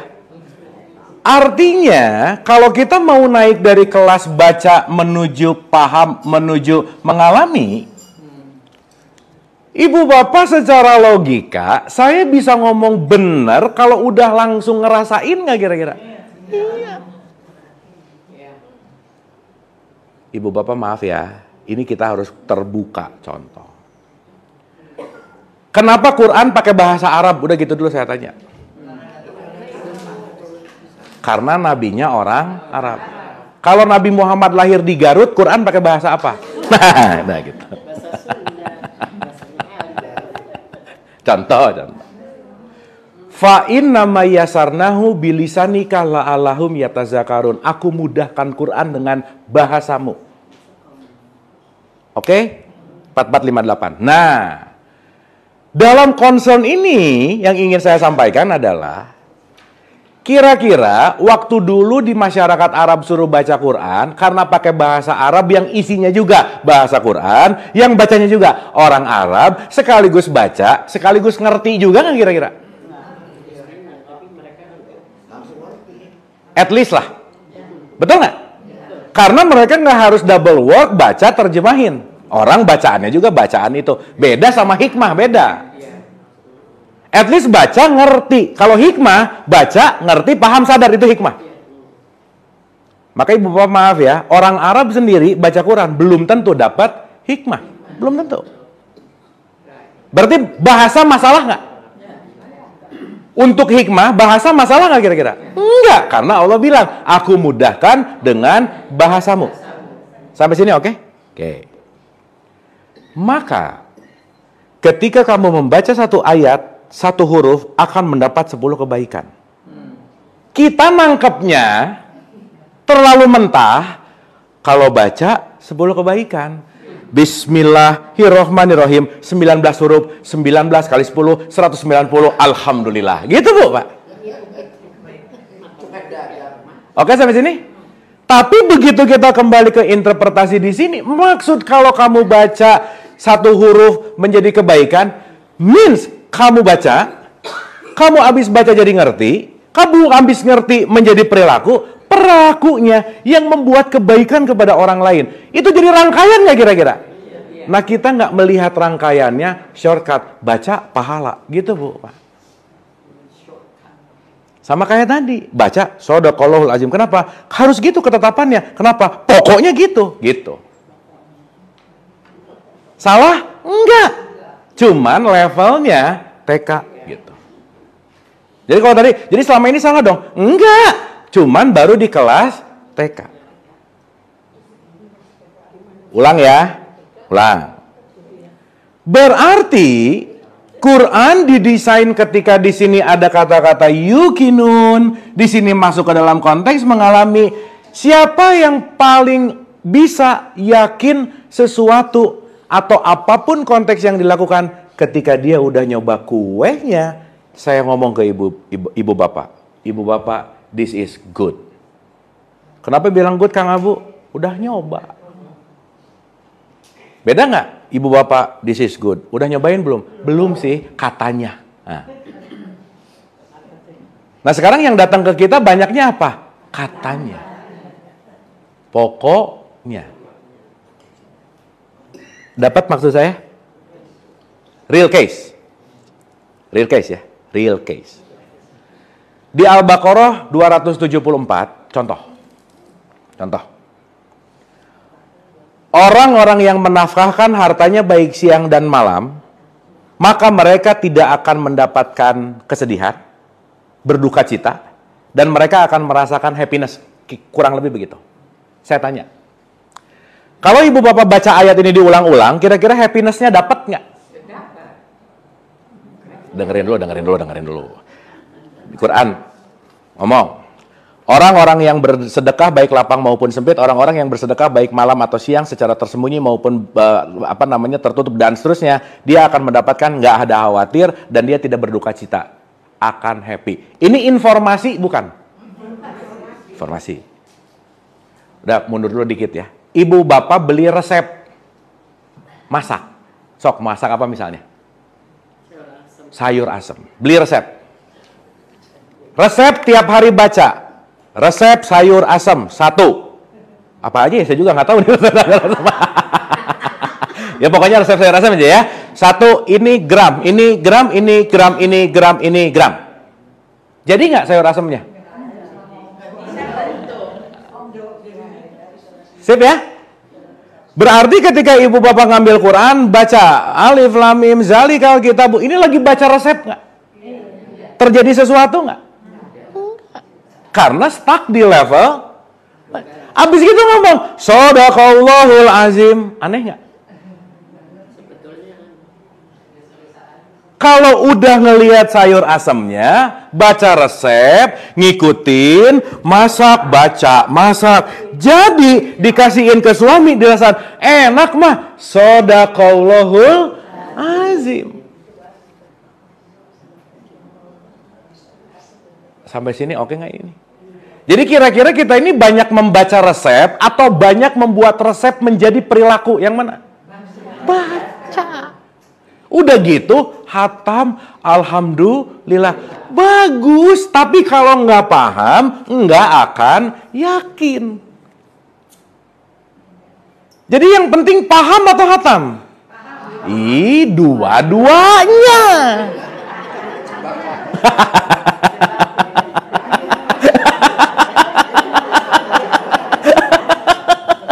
Gini maksud saya, jangan, oh kalau gitu hataman nggak penting. Jangan.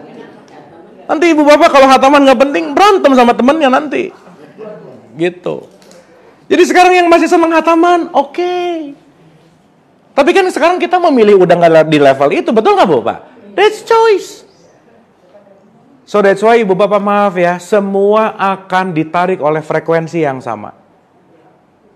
Kalau orang ke frekuensinya nggak sama, nggak akan datang diundang juga. Kenapa? Beda level. Dan beda level itu bukan berarti harus musuhan, enggak. Karena apapun secara concern, tidak ada yang bisa memaksakan level itu, nggak ada. Like attract like, titik. Jadi kalau sama yang beda level, maklum aja udah. Oh beda, dia masih di TK, kita juga di PAUD gitu. Nggak jauh beda sih sebenarnya gitu. Misal. Sampai sini oke? Oke. Berarti Shadaqallahul Azim kalau udah nyobain kue atau sebelum nyobain kue? Udah tahu. Ini enak banget. Shadaqallahul Azim.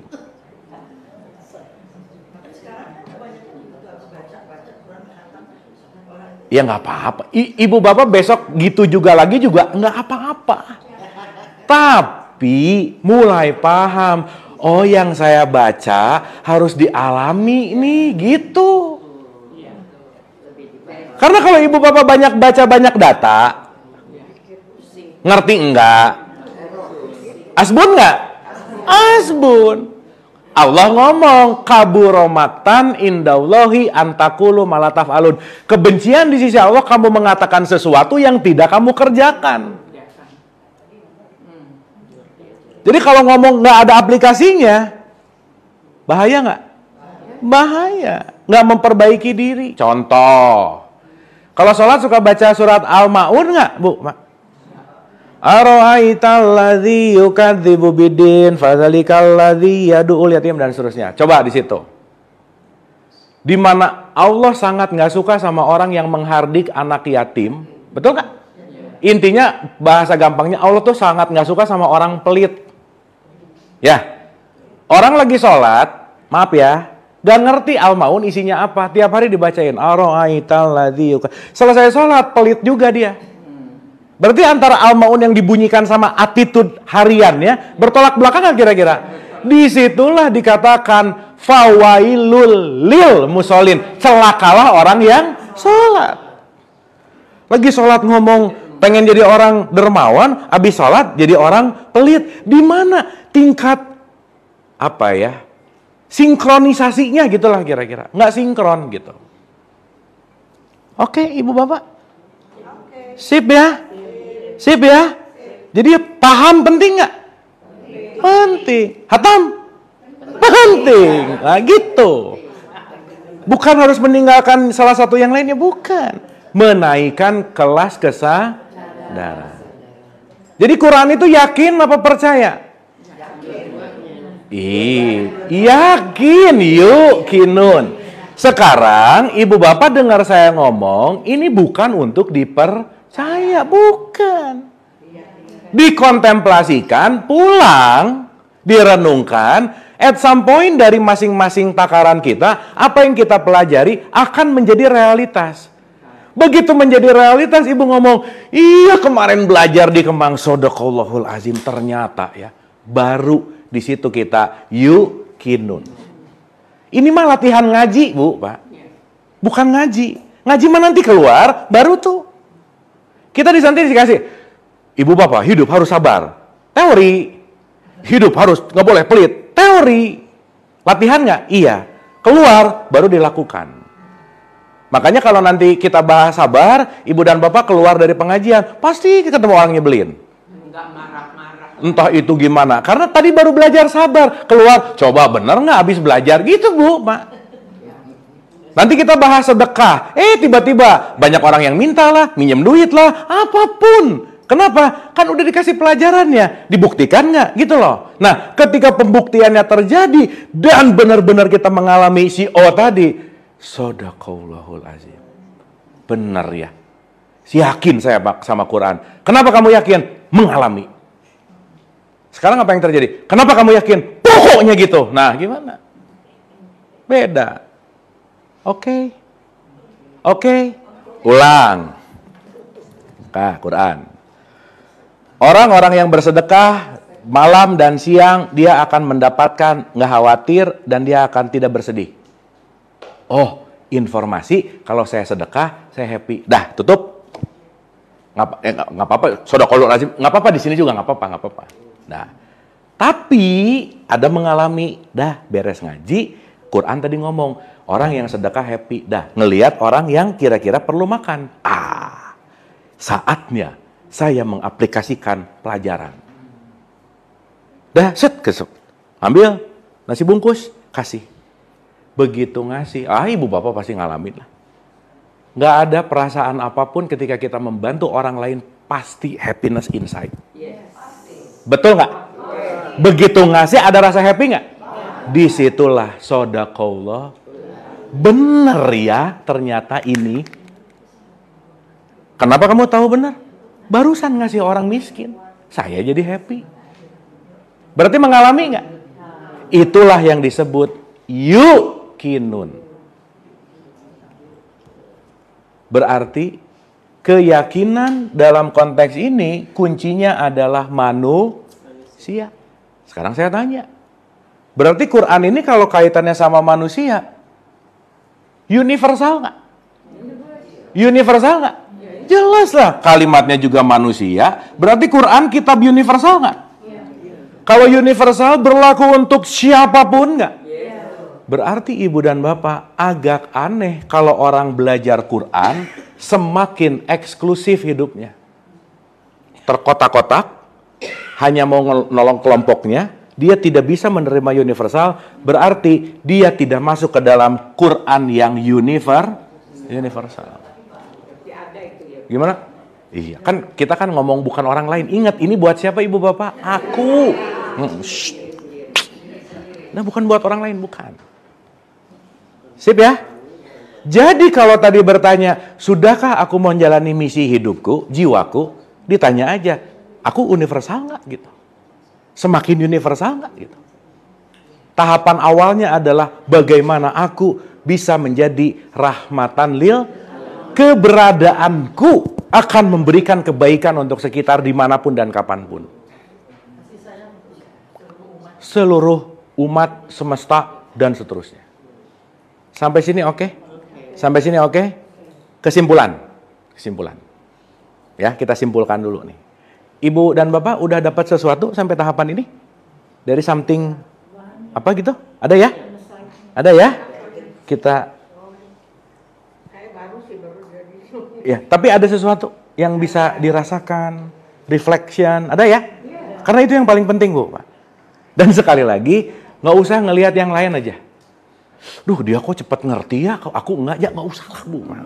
Wadahnya beda. Dah, itu aja. Karena semua akan sesuai dengan wadahnya dan kadarnya masing-masing. Oke ya, Ibu Bapak ya. Mudah-mudahan preambul kita, opening start ini dari something.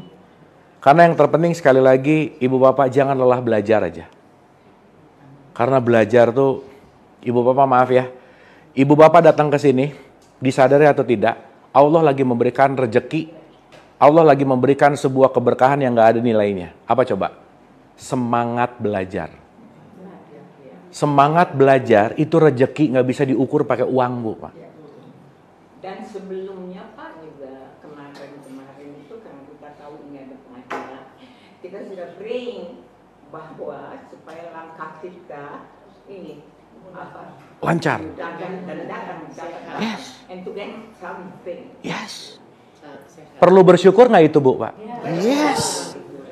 Orang tuh lupa luput bersyukur terhadap semangat belajar karena mikirnya duit mulu gitu loh, Bu, Pak.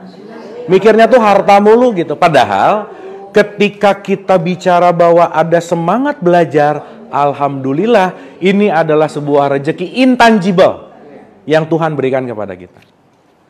Jadi kita hari ini lagi dapat rezeki banyak nggak? Alhamdulillah. Gitu ya. Tapi hati-hati kalau nanti ada orang yang perlu makan nasi, jangan saya mau kasih rezeki ilmu, kamu harusnya jangan kasih nasi gitu. Ya, tetap harus sesuai dengan keadaan. Nah, gitu ya, kira-kira ya. Oke, kita conclusion. Udah 11.15, abis ini saya izin kabur Jumatan. Gitu. Ya, Ibu Bapak, bismillah ya. Saya ngejawab pertanyaan Bu Tisi pelan-pelan, jiwa pelan-pelan. Karena so much we talk about jiwa lah, ruh lah, apa dan lain-lain. Kita akan melihat itu dengan cara yang lebih dalam gitu kira-kira. Tapi Ibu Bapak, yuk satu, sadarilah bahwa apa yang kita bunyikan belum tentu kita ketahui. So, sebisa mungkin mempersedikit bunyi. Sebelum bunyi, thinking dulu. Kira-kira kalau saya nge-WhatsApp gini, orangnya sakit hati nggak ya? Nah, itu penting, Bu. Kira-kira kalau saya posting ini di Instagram, dampaknya baik atau buruk ya? Gitu. Karena once it's happen, nggak bisa ditarik ulang. Kalau udah dilakukan, jadi memori. Kalau udah jadi memori, akan dimintai pertanggung. Ya, nanti kita ngerti masalah. Jadi sebelum terucap, sebelum ada perilaku, sebelum ada action, make sure kita diam dulu. Apapun. Jadi nanti Ibu Bapak kita tuh nggak punya terlalu semangat pengen ngasih wejangan mulu ke orang gitu, Bu. Jadi di masyarakat kita tuh salah satu yang menarik adalah pengen ngasih. Orang nggak perlu ceramah, diceramahin gitu. Dikasih wejangan mulu gitu. At some point, Ibu Bapak maaf ya, at some point keberadaan kita cukup hanya untuk mau mendengarkan, itu udah cukup banget. Menjadi teman untuk yang bisa mendengarkan, that's enough gitu. Oke ya, itu satu. Yang kedua, knowledge is power. Ibu Bapak jangan pernah lelah, nggak ada masa berakhirnya belajar, nggak ada. Dan Ibu Bapak bisa belajar dari anak kecil, belajar dari pohon, belajar dari semut, belajar dari semua. Karena dalam satu prinsip semuanya adalah guru. Sip ya? Maka fokuslah pada pesannya, bukan siapanya. Anak kecil tahu apa? Nggak tahu, mungkin dia lagi ngasih pesan ke kita. Oke? Dan yang paling penting, stay humble. Udah Ibu Bapak. Yuk kita jadi stay humble aja. Kita sebanyak-banyak yang kita tahu, lebih banyak yang kita enggak tahu. Maka jangan sok tahu. Tahu goreng. Oke? So rumusnya 5M, membaca, mempelajari, memahami, mengamalkan, mensyiarkan. Yuk, Qur'annya jangan hanya dihatamkan, tapi jadi paham.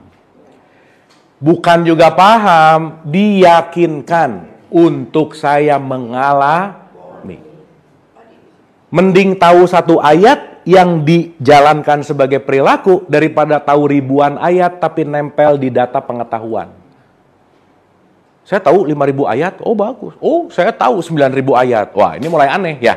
Soalnya Quran cuma 6.000 sekian ayat gitu. 9.000 ayat saya tahu. Silakan Ibu. Tanya boleh nggak kalau baca Quran kita nggak bisa bahasa Arab nih, udah lupa gitu ya. Bahasa Latinnya yang Arab boleh. Ya, kan concernnya dipaham, Bu. Ibu pakai bahasa Latin juga kalau nggak paham kan sayang. Nah, maka Latin ada terjemahan. Jadi mau Arabnya, mau Latinnya, mau terjemahannya, tiga-tiganya penting, tapi concernnya adalah understanding. Gitu. Kenapa? Boleh. Iya. Cuman kalau ada waktu, pelajari originalnya. Gitu. Karena kalau kita ngerti originalnya, luar biasa, Bu. Tapi it's okay. Lakukanlah sesuai dengan keadaan kita masing-masing. Karena Ibu Bapak maaf ya, kunci utamanya bukan masalah Qur'annya. Tapi habis baca Qur'an, attitude berubah enggak gitu. Ujung-ujungnya attitude. Sip? Oke? Paham? Atau puyeng?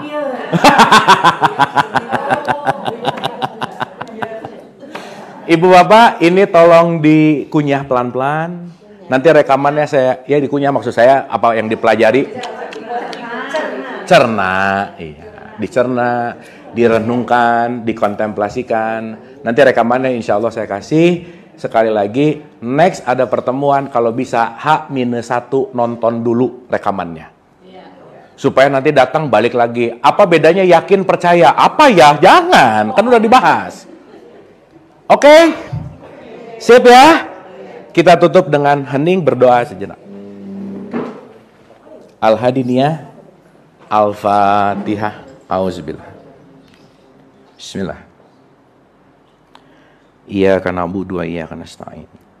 Ihdinas siratal mustaqim. Siratal ladzina an'amta 'alaihim ghairil maghdubi 'alaihim waladdallin. Allahumma rabbighfirli wa liwalidayya warhamhuma kama rabbayani shaghira. Rabbana atina fid dunya hasanah wa fil akhirati hasanah wa qina adzabannar wa adkhilnal jannata ma'al abrar ya aziz ya ghafar ya rabbal alamin. Subhana rabbika rabbil izzati amma yasifun wa salamun ala mursalin walhamdulillahi rabbil alamin. Amin, amin ya Allah ya rabbal alamin. Ibu dan bapak, saya minta maaf lahir batin kalau ada kata-kata yang tidak tepat, tidak pas, semua datang dari kebodohan saya karena saya nggak tahu apa-apa, nggak bisa apa-apa dan bukan siapa-siapa yang pasti. Semua kebenaran hak mutlak milik Allah Subhanahu wa taala. Terima kasih, senantiasa ibu dan bapak semua sehat dan bahagia. Wabillahi taufiq wal hidayah. Assalamualaikum warahmatullahi wabarakatuh. Mangga ibu, mau ditutup? Oh udah, ya, nuhun, ya. Boleh nggak nanti yang bulan-bulan depannya kita jatuhnya nggak hari Jumat? Boleh boleh bu, supaya agak luas ya. Iya, Boleh, supaya insya Allah. ada waktunya. Insya Allah, insya Allah. Terus, Pak, bisa makan di sini atau gimana? Saya langsung kayaknya. Langsung. Ya, Terima hatur kasih nuhun. banyak. Iya, makasih. Saya lihat dulu schedule ibu. Nanti saya, tapi yang pasti sebulan kali. Nanti saya kabarin ke ibu Ire. Nanti udah sholat balik lagi. Enggak bu, saya langsung. Terima kasih. Teman-teman terima kasih. Terima kasih. Nanti bisa dikirimin gitu ya. Nanti dikirimnya setelah